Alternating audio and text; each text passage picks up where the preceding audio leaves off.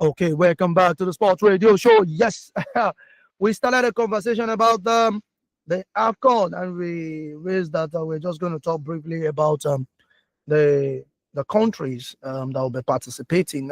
Okay, let me just put this news there that we have this very interesting story. I'm talking about Rashida Ajibade, Esther Okoronko, Gift Monday.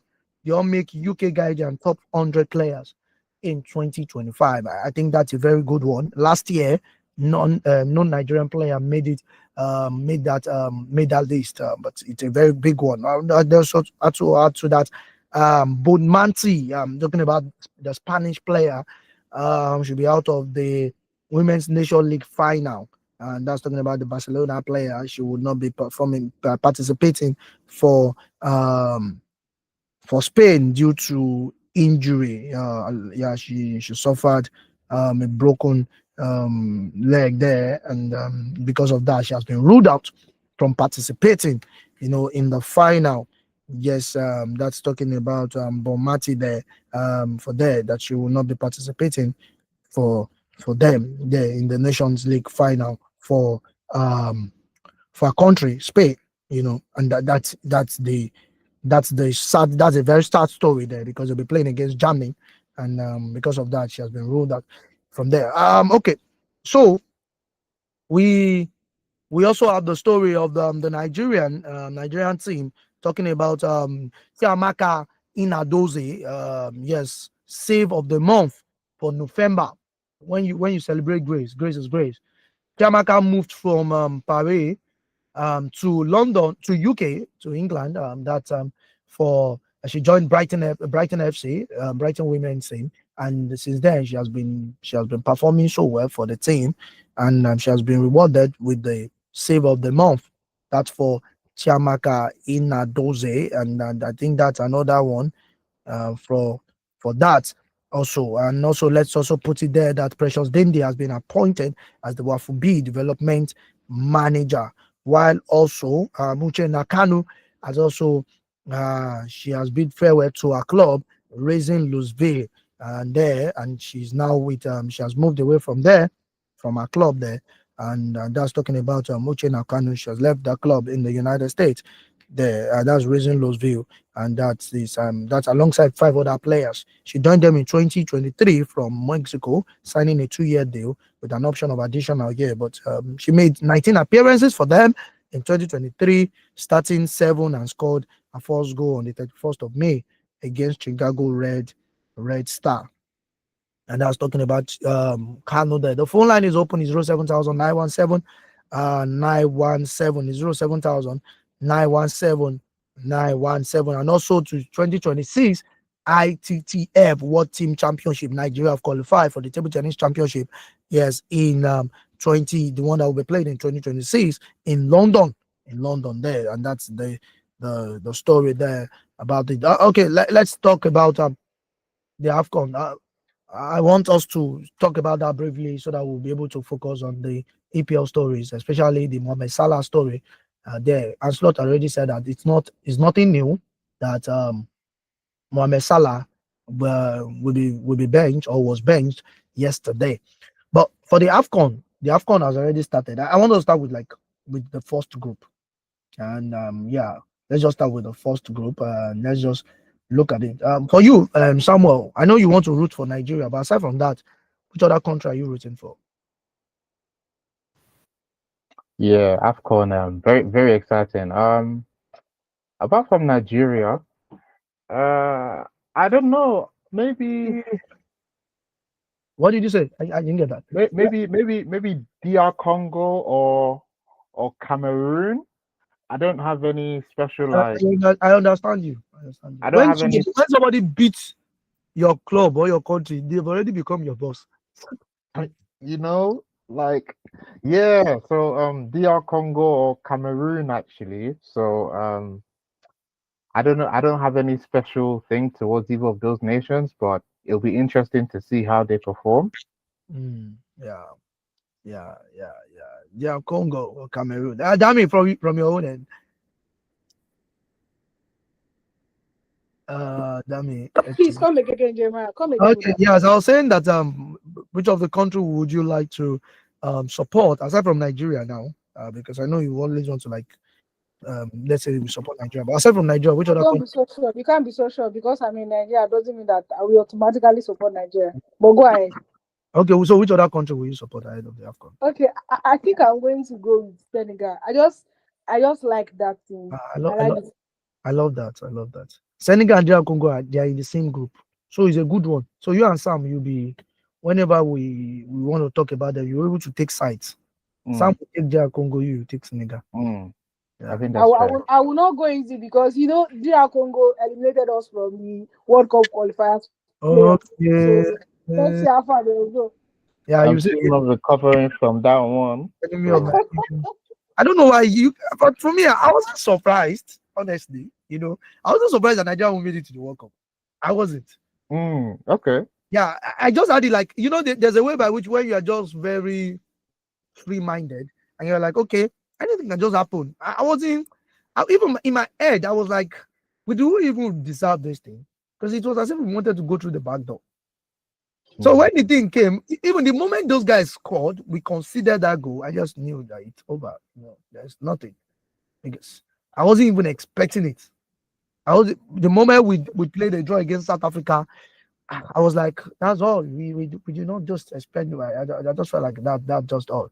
But it's gone. You guys have to wait till 2020 what again? 2020 30? 2030? Is that on Greece, Portugal, Morocco, what? That. Okay. Let's see as it goes. But I know I'm gonna watch the World Cup in the US next year. Yes, I'm gonna watch it. I don't know, but I'm gonna watch it. Okay. Let's talk about Salah. Salah did not play for Liverpool. Liverpool won. Should we say Salah is the problem? Who wants to go first? Against which team? Against which team? West Ham. West Ham. That's what I'm West saying. Ham. Yes, exactly. We can make an argument that Salah is the bad egg. Fine. But for me, I love he's not. Okay. See, like Sam said earlier when we began the show, he mentioned something like age players being offered 3 years salary upward. I just feel like I will go with Florentino Perez dealings with old players in Real Madrid. He doesn't offer more than a year. If you cannot renew for that year, if you feel that you deserve 3 years contract above age 30 or above, then you should leave. Because he knows that you are not the same person you were when you were 25, when you were 26, when you were 27.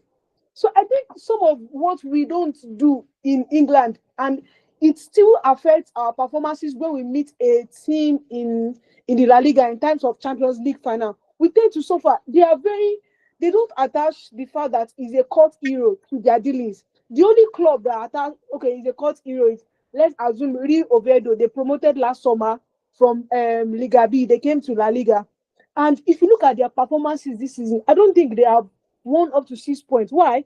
Because the old legs that promoted them are still in the team. And for me, I just feel like Liverpool went beyond themselves. Salah should have just renewed for a year. Al Attiyad, Al Ali in Saudi in the Middle East were all on him. They wanted to make him one of the highest earning winger in Saudi Arabia. But Liverpool were like, no, we want him to stay. He's our guy. And I know why. Because if you look at his numbers last season, they felt like he was going to repeat the same numbers this season. Not even putting the fact that he's an AFCON year. This guy is the talisman for Egypt. He will go to the AFCON. That is like their World Cup in Africa. So these are the things. And if you look at it, if he goes back to Egypt, he performs. But when he comes back to Liverpool, the team generally has been a virus. So that means you are saying that Mohamed Salah is not the problem. Is that what you're saying? Salah is not the problem. Salah is just giving us returns of a fruitful season. He had a foot. He's just showing it to us that after all, I'm human. He has had a wonderful season and he's now into another new season. Maybe this is just the time for a divorce, for a separation. For a separation. The phone line is still open. It's 07917 It's 07917 Sam, Salah was benched. And do you know what happened? Liverpool won their game. Things begin to turn around for them. They were able to weather the storm. The siege was over. And they began to sing the song by Akali. The siege is over. You know, they began to sing that song, you know. I'm not really a good chorister, but you know, they were just so excited. The siege I understand. over. Salah did not play. Everything worked well. Nobody was fighting. People were passing the way they ought to pass. Wingers were doing their work. Nobody was selfish. Don't you think that's the solution to their problem? It definitely speaks volumes, because I rarely, and I say this with my chest, I rarely see Salah do defensive work when he's in the side. I can say that with my chest. I rarely see Salah do defensive work when he's in the side, because I don't know. It's just like he's very attacking minded, given his position. Like, okay, you're a winger, you're supposed to score goals, supposed to take assists, but you must have that sense of defensive work rate as well, you know. And maybe Slot saw something in his lineup that Salah wasn't producing defensively, and he said to himself, you know what, I'm going to take Mo out, put him on the bench, and I'll play with Gakpo, Wirtz, and Szoboszlai as my attacking midfielders, and let's see how we do against West Ham. And it produced results. And you can even see there, even Isak scored his first goal for Liverpool after how many games? 12 games. Can't say the ones that he's been injured. So it's changing. Okay. Let me add a bit of context. You know, Salah, the last time Salah was benched was against West Ham in 2024, April, 1 year. 1 year, and now against that same West Ham, it was benched. And you know what happened? Liverpool, that became Bonanza, started winning games. So, which means that it seems as not already identified the complexities in his team, and he has been trying to figure them out one after the other. And one of them is Salah. I don't know. Dami has her own opinion, Sam, but I still stand to be corrected. Salah needs to go by January. Dami. Oh, am I responding? Sorry, I thought you were just. No, I was even asking Dami. That Dami, don't you think Salah needs to go by January? I said this guy. No. I just feel like Liverpool will not make that decision hastily. Consider that they are in the midst. It's more like a conundrum for them. They have a conundrum of Salah. What that might be like a problem of Salah that they have to solve. They don't know where they are. They don't know where they are going with Salah right now. But I am not envisaging a January exit for him, not in the winter, obviously, but a summer exit will not be ruled out. The way it is, if it continues that way, because I don't see Liverpool defending their title this season, and I don't see them going far in the UEFA Champions League. So they're not going anywhere. They have to sit and make key decisions by the summer, and because they have registered keen interest in Anthony Semenyo, that Ghanaian winger for Bournemouth, as a viable replacement for Salah. So it is not something they know that they can't get Semenyo in January. No club will want to sell their pivotal player in January until summer. So Liverpool now, they just have to maintain a season, make sure that they finish in the top 4. That is the barest minimum they can have. And then by summer, they sit and then they dissolve the things that needs to be dissolved. But don't you think Liverpool will be emotional in trying to let Salah go? Then let their woes continue. Continue. Now let's talk about even when we are still talking about Salah and that. Thomas Frank. People said he was the best thing after Popcorn. Like, it was the best, the best coach. He's tactically sound. Brentford was living under him. That without him, the Bees were not being. Everything was not even doing well.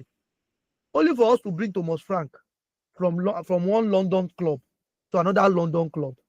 and everything is as if the thing, you know, when you buy Picato, all those radio that used to put in your sideways, and the thing now fell down, and it just broke. Pam, nothing. No, you cannot even repair it, because I don't even understand how you can be leading against PSG and you lose, and you still play against Fulham. The same thing, you still experience it. I think I don't understand what is really going on with Thomas Frank. His players are not even ready to even relate with him. So sorry, go on, Dami. Okay. So for me, I just said like Tottenham deserve everything coming their way right now. They deserve so much more and worse. What happened now? Because they bought Xavi Simons, they did not let you buy him. No. So this is not even about a player. This is about a manager. Okay. When the Austrian coach was there, I'm talking of Angel Postecoglou. When he was there, he won them their first ever title. And let's even agree that he did not finish on the top 4 or the top 10. At the end of the season, they just caused that. Rewarded him, with no. He said, did he go to Nottingham Forest? What happened there? No. It's not even about rewarding him. It's about maintaining that culture with it, because you could see that those players wanted to play for him. And then another thing I would say is there are some coaches that are mid-table teams. You don't bring them to a big club. Yeah. Light of Everton, David Moyes. People like that. Okay, remember? Okay, look at that same David Moyes now. Look at him. Look at how well he's doing with another mid-table club. These are the things that people fail to understand. Beyond being a coach, you have to be able to manage the egos of your players. And if you are not good in relationship, you can't excel, because these players, before they are professionals, they are human beings, they are fathers, they are husbands too. So these are the things. Okay, quickly. Bruno Fernandes beating the record assist that was set by Paul Scholes, 55. Bruno Fernandes has 56 now. He was able to create 2 assists for Manchester United players yesterday after they came back from a 1-goal deficit to defeat Crystal Palace. Yes, at the Selhurst Park yesterday, by 2-1 there for Manchester United, back to winning after they lost to Everton. Yes, at the Old Trafford. And also Chelsea played a 1-1 draw. Aston Villa defeated Wolves. These are one of the clubs that are going to relegation this season without any further ado. Nottingham Forest and Brighton played a 2-0 win. Brighton defeated Nottingham Forest. West Ham at the London Stadium there, they lost to Liverpool by 2-0. And also Tottenham, another London derby for Thomas Frank, having lost to Arsenal last weekend. He recorded another defeat, 3 defeats so far in a row, and even much more expected. He lost to Chelsea, lost to Arsenal, lost to Fulham, lost to PSG. Things are not going well for them there. Everton that defeated Manchester United. All their energy was put into that game. We can see it. They lost to Newcastle by 4 goals to 1. Brighton, Brentford, and Burnley 3-1. Manchester City, yes, the things were going. From 2 goals up, Leeds scored, they equalized, and before a late minute goal, Man City came back to the party and they defeated Leeds at the Etihad Stadium. So they are not playing at all. I remember one of my former lecturer, Benson Ojeda, is a Sunderland fan. He has just been so excited since these guys, the Black Cats, returned to the EPL, and they have been doing so well right now in the league. And also, let's just put it there, and that things are looking at the table right now. Arsenal tops the table with 30 points, Man City 25 points, Chelsea 24 points, Aston Villa 24 points. Who could believe that Aston Villa will be back to the top 4? In their first five games this season, they did not record a win at all. Yes, that was under Unai Emery. Brighton, yes, in the 5th position with 22 points. Sunderland 22 points. Manchester United in the 7th position with 21 points. Liverpool in the 8th position with 21 points. Crystal Palace 20 points. Brentford 10th position with 19 points. Tottenham in the 12th, and we have the bottom 3: Leeds, Burnley, and Wolves. And there's this story saying that Kylian Mbappe stating he has scored 60 goals in 2025 alone, and he's stating that there is nothing wrong with Real Madrid, that the boys are doing well, and that is what he's saying. Sam, do you agree with him that nothing is actually wrong there? Because with things are going, I don't know. It looks as if a lot of things is going wrong. I mean, Real Madrid, there's a lot of, I can't say that everything is high flying and going well and pretty because you've got the dressing room. One side is saying that they don't like Xabi Alonso the way he's playing. Other players are saying that, oh, Xabi Alonso is doing great, we can work under him. And it all comes down to, like, the common denominator was Vini Jr. with the whole contract situation because he was having problems. He didn't have quite a good relationship with Xabi Alonso, being excluded out of the games and stuff like that. But honestly, I don't really know. But we'll see how it goes with them. Okay, two draws so far in the league, despite winning in the Champions League. But we know that things are not looking by. Our time is running very fast, and we don't have enough time again.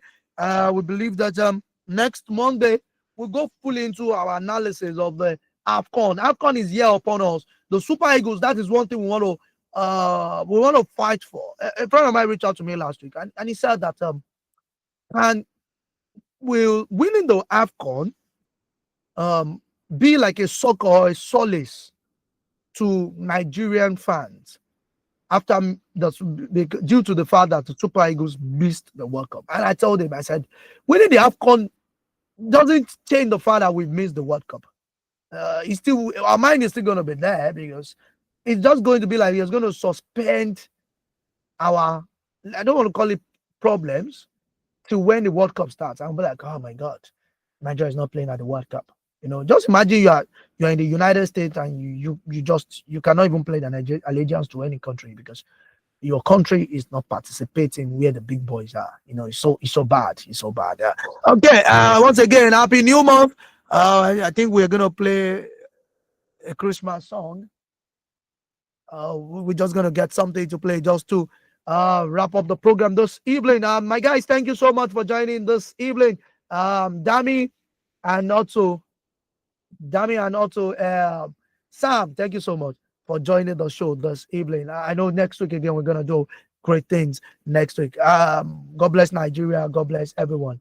You guys have a great week.